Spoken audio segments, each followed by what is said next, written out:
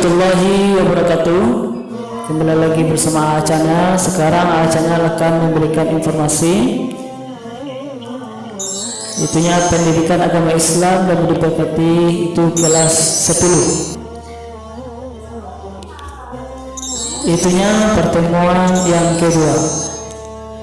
Pertemuan yang kedua ini kita akan membahas tentang hukum tajwid, asbabun nuzul, makna dan pesan-pesan utama dalam surah Al-Hujurat ayat surah ke-49 ayat 10 dan 12 serta hadis yang terkait.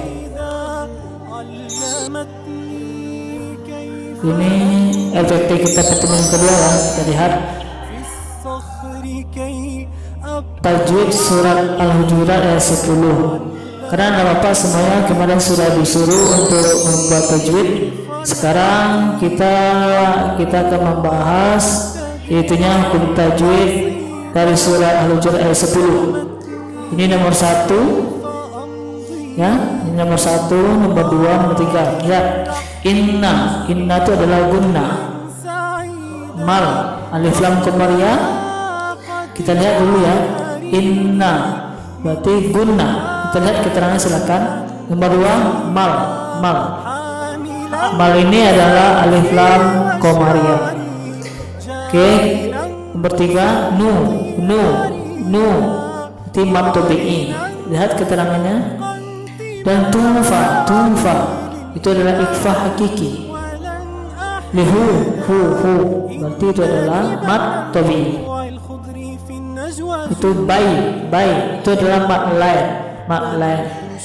Kemudian yang ketujuh wai itu juga adalah mat lain. Nomor 8 adalah kumwa itu adalah izhar safawi.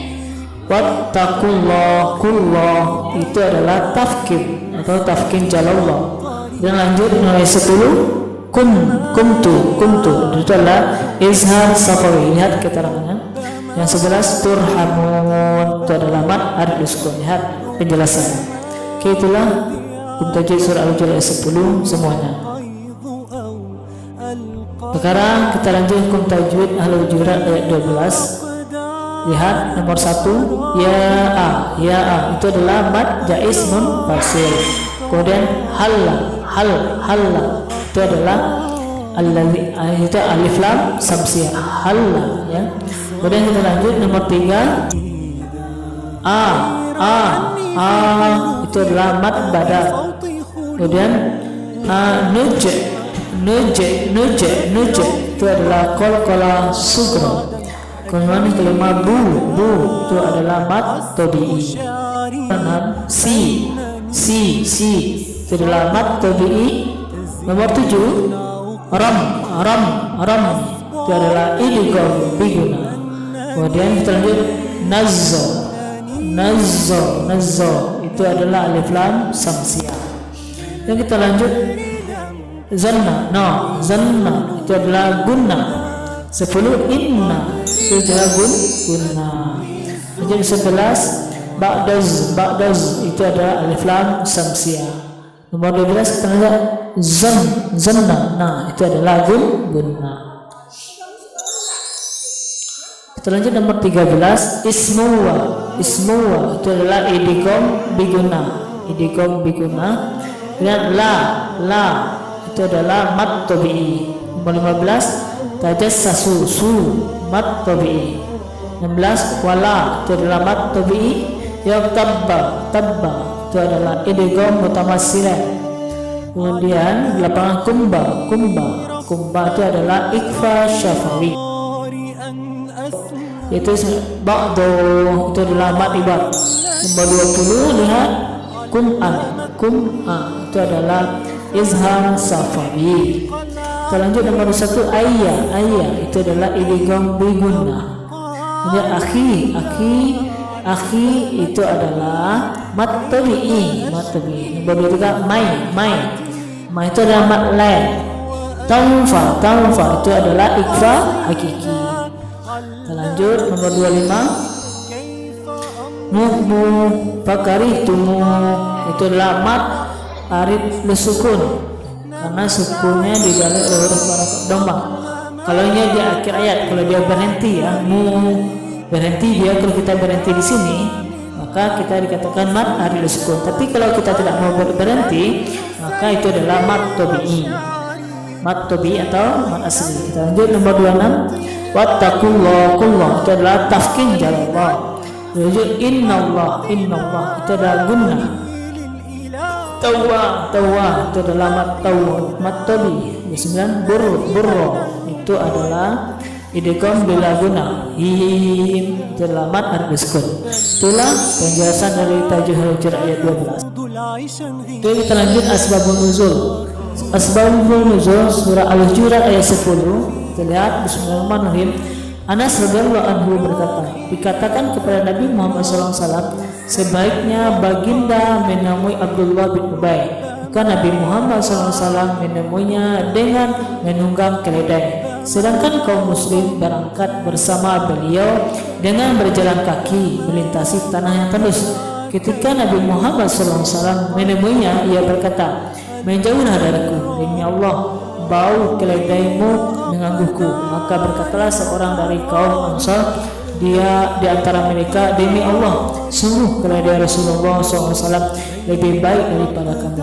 Maka seseorang dari kaumnya marah demi membela Abdullah bin Ubay dan ia mencelanya, sehingga marahlah setiap orang dari masing-masing kelompok. Saat itu kedua kelompok saling memukul dengan pelepah kemah, tangan dan sandal. Kemudian sampai kepada kami bahwa turun ayat surah Al-Hujurat ayat 10 yang artinya, jika dua kelompok dari kaum muslim berperang maka damaikanlah keduanya. Hadis riwayat Bukhari. Jadi itulah asbabun nuzul Al-Hujurat ayat 10. Sekarang kita lanjut asbabun nuzul surah Al-Hujurat ayat 12. Diriwayatkan oleh Ibnu Munzir yang bersumber dari Ibnu Juraj bahwa ayat ini Al-Hujurat ayat surah yang ke-9 ayat 12 turun berkenaan dengan Salman Al-Farisi yang bila selesai makan suka tidur sambil menengkur. Pada waktu itu ada orang yang mengunjing perbuatannya, maka turunlah ayat ini Al-Hujurat surah 49 ayat 12 yang melarang seseorang mengumpat dan menceritakan aib orang lain. Itulah landasannya turunnya surah Al-Hujurat ayat 12. Sekarang kita konsep, tapi kita dapat konsep ini di sini ada kita lihat itu adalah mujahadah naf, husnuzon, ukhuwah. Sekarang kita bahas makna pengendalian diri atau mujahadah naf. Pengendalian diri atau kontrol diri atau mujahadah naf adalah menahan diri dari segala perilaku yang dapat merugikan diri sendiri dan juga orang lain, seperti sifat serakah atau tamak. Dalam literatur Islam, pengendalian diri dikenal dengan istilah as-shaum atau puasa. Puasa adalah salah satu sarana mengendalikan diri. Hal tersebut berdasarkan hadis Rasulullah SAW. Artinya, wahai golongan pemuda, barang siapa dari antaramu mampu menikah, hendaklah dia nikah, dan demikian itu amat menundukkan pemandangan dan amat memelihara kehormatan. Tetapi barang siapa tidak mampu, maka hendaklah dia puasa, karena puasa itu menahan nafsunya baginya. Hadis riwayat Bukhari. Jadi jelaslah bahwa pengendalian diri diperlakukan oleh setiap manusia agar dirinya terjaga dari hal-hal yang dilarang oleh Allah SWT. Oke, Bapak semuanya lihat untuk tugas 1, perhatikan ya. Di sini dapatkah kamu memberikan contoh perilaku yang menunjukkan sikap pengendalian diri? Diskusikan dengan teman-teman, karena teman-teman kita berada jauh, jadi caranya kamu pikirkan saja ya, kemudian kamu bikin di buku latihan. Oke, silakan dibuat contohnya ya. Contohnya kamu bikin saja 5 contoh perilaku menunjukkan sikap pengendalian diri. Kita lanjut. Sekarang prasangka baik atau husnuzon. Prasangka baik atau husnuzon berasal dari kata Arab yaitu husnu yang artinya baik dan zonnya artinya prasangka. Jadi prasangka baik atau positive thinking dalam terminologi Islam dikenal dengan istilah husnuzon. Istilah husnuzon adalah sikap orang yang selalu berpikir positif terhadap apa yang tidak terbuat oleh orang lain. Lawan dari sifat ini adalah baik sangka atau suuzon, yaitu menyangka orang lain melakukan hal-hal buruk tanpa adanya bukti yang benar. Dalam ilmu akhlak, husnuzon dikelompokkan ke dalam 3 bagian, yaitu husnuzon kepada Allah SWT, husnuzon kepada diri sendiri, husnuzon kepada orang lain. Prasangka baik adalah sifat yang sangat penting untuk dimiliki oleh setiap orang yang beriman. Sebaliknya, prasangka buruk adalah sifat yang harus dijauhi dan dihindari. Mengapa demikian? Dapatkah kamu menjelaskan dan mengungkapkan dampak positif perilaku husnuzon serta dampak negatif perilaku husnuzon? Lihat, itu tugas kamu ya. Jadi tugas kamu adalah dapatkah kamu menjelaskan dan mengungkapkan dampak positif dari perilaku husnuzon serta dampak negatif dari perilaku husnuzon. Membuat di buku catatan atau tulisan. Makna persaudaraan. Persaudaraan ukhuwah dalam Islam dimaksudkan bukan sebatas hubungan kekerabatan karena faktor keturunan, tetapi yang dimaksud dengan persaudaraan adalah dalam Islam adalah persaudaraan yang diikat oleh tali akidah atau sesama muslim, dan persaudaraan karena fungsi kemanusiaan sesama manusia makhluk Allah SWT. Kedua persaudaraan tersebut sangat jelas dicontohkan oleh Rasulullah SAW, yaitu mempersaudarakan antara kaum muhajirin dan kaum ansar, serta menjalin hubungan persaudaraan dengan suku-suku lain yang tidak seiman dan melakukan kerjasama dengan mereka. Kita lanjut, ini tugas kamu ya, tugas ketiga. Dapatkah kamu menjelaskan dan mengungkapkan dampak positif dan dampak negatif dari perilaku husnuzon? Silakan dikerjakan di buku latihan. Sekarang kita masuk pesan-pesan utama dalam. Yang pertama kita bahas 1. Pengendalian diri, mujahadah nafs. Mujahadah nafs adalah perjuangan yang sungguh-sungguh untuk melawan ego atau hawa nafsu lawwamah, atau yang kata lain mengendalikan diri, tidak mengikuti kemauan nafsu yang bertentangan dengan syarat. Dalil tentang mujahadah nafs terhadap dalam surah Al-Anfal ayat 1. An-nafas, mujahadah an-nafs terdapat dalam surah Al-Anfal ayat 72. Jadi pesan yang utama itu adalah kita harus mengendalikan diri kita, ego kita maupun yang lain. Kita harus pandai sikap pengendalian diri. Tugas yang keempat, kamu lihat, tulis dalil serta terjemahannya tentang mujahadah an-nafs terdapat dalam surah Al-Anfal ayat 72 di buku latihan. Oke, silakan dikerjakan ya. Pesan utama yang kedua adalah persangka baik. Persangka baik atau husnuzon. Persangka baik ini ada pesan utama. Yang pertama, husnuzon kepada Allah SWT. Persangka baik atau husnuzon kepada Allah artinya bahwa Allah SWT memiliki sifat maha sempurna, maha kuasa atas segala sesuatu, maha pengasih dan penyayang kepada semua ciptaannya. Oke, untuk tugas kamu ya, tulis dalil serta terjemahnya tentang husnuzon kepada Allah, serta tulis 3 cara bagaimana berhusnuzon kepada Allah. Kamu kerjakan di buku latihan. Oke. Kemudian pesan-pesan utama untuk persangka baik itu adalah yang kedua, husnuzon kepada orang lain.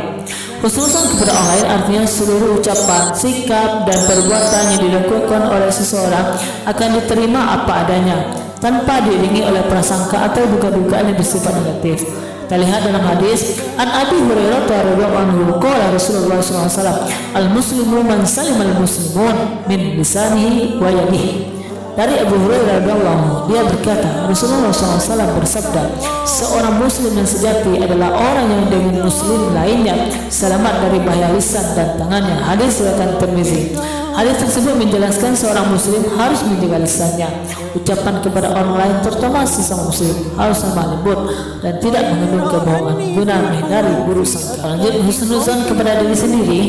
Ya, seseorang yang berprasangka baik kepada diri sendiri akan menyadari bahwa setiap manusia memiliki kelebihan dan kekurangan. Oleh karena itu seharusnya manusia senantiasa mensyukuri apapun yang sudah diberikan oleh Allah SWT dan tidak perlu merasa rendah diri di hadapan orang lain. Boleh jadi kekurangan dimiliki oleh seseorang justru itulah kelebihan yang dimilikinya. Kan kita lihat pesan-pesan utama itu dalam persaudaraan, yaitu yang ketiga, persaudaraan tauhid. Ayat di atas, jadi ayat yang kita jelaskan yaitu surah Al-Hujurat ayat 10, bahwa sesama mukmin adalah saudara. Inti dari persaudaraan adalah ukhuwah, adalah persamaan. semakin banyak persamaan di antara sesama, maka akan semakin kokoh jalinan persaudaraan di antara sesama manusia. Sementara itu persaudaraan ukhuwah dibagi 3. Pembagian pertama, ukhuwah Islamiyah, yaitu persaudaraan karena sesama memiliki persamaan agama dan keyakinan. Yang kedua, ukhuwah wataniyah, yaitu persaudaraan karena sesama satu bangsa dan keterikatan keturunan tanpa membedakan suku, agama, warna kulit, adat istiadat, budaya dan aspek-aspek lainnya. Yang ketiga, ukhuwah insaniyah atau basyariah, yaitu persaudaraan karena sama-sama sebagai sesama manusia secara universal tanpa membedakan ras, suku, bangsa, agama, warna kulit, aspek-aspek lainnya. Kita lanjutkan pesan dari persaudaraan tersebut. Ketiga persaudaraan ukhuwah tersebut harus dilaksanakan secara bersamaan dan tidak boleh berdiri sendiri. Melaksanakan ketiga ukhuwah tersebut secara bersamaan akan memperkuat tegaknya kehidupan bermasyarakat, berbangsa dan bernegara yang aman dan tentram. Lebih dari itu akan memunculkan solidaritas dan timbulnya kepedulian sosial masyarakat. Sebagai sesama mukmin, maka kita harus mampu menjaga martabat dan kehormatan sesama mukmin. Oke, apa semuanya? Itulah pembahasan kita kali ini. Jadi Bapak ucapkan terima kasih sebagai channel. Kalau ada yang berminat silakan subscribe, like, comment, and share video ini. Silakan dibagikan teman-teman lain. Semoga bermanfaat. Assalamualaikum warahmatullahi wabarakatuh.